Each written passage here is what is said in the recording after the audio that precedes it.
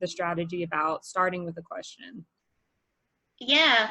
So with that said, I probably get some shocked responses over this one. So there's a myth as far as opening up your speech. There's one way that I am not totally a fan of, that I don't recommend, but I'll go into more detail, of course, about how you can accomplish it. I don't really recommend opening up with a joke.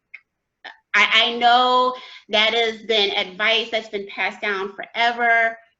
However, here's the thing. A joke, number one, most people have probably already heard it. Most people have probably already heard the joke. Especially if you got this joke off the internet, I guarantee somebody in the audience has heard it. Number two, if your joke is unoriginal, subconsciously the audience will start to wonder, well, what else is unoriginal about this presentation? It does start to flavor the rest of your presentation. And I get why people want to do it, why they want to start off with the joke. I want to be funny. I want to be funny, Rokita. That's something I hear from my clients. How can I be funny? Okay, there are ways to infuse humor into your presentation without telling a joke. Think about comedians. They don't get up there and just tell a litany of jokes. No, they find the humor that is already there in a situation. Real life is funny, okay? And that's what I tell my clients. I don't want you to add humor. I don't want you to force the funny. I want you to uncover the humor that is already there. One good way to do that is with the stories that you tell in your speech. Stories, a true story naturally has funny moments in it. The situation might be funny. It might be so ridiculous or absurd. A conversation the characters are having can be funny. The way someone sounds, one of your characters, maybe it's a story about your aunt is one of the characters in the story.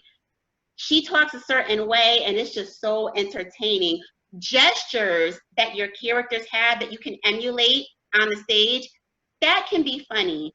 That is not forcing humor. You are simply telling and showing what really happened there. And I'll give you an example, Danielle, because I think I'm going to use this in a speech soon. When you are someone who really observes life, you could find humor in anything. I was on a flight recently, and long story short, it was a full flight. They put my suitcase in the bin in first class, the overhead bin in first class. I was sitting in coach. And I was sitting here thinking about this.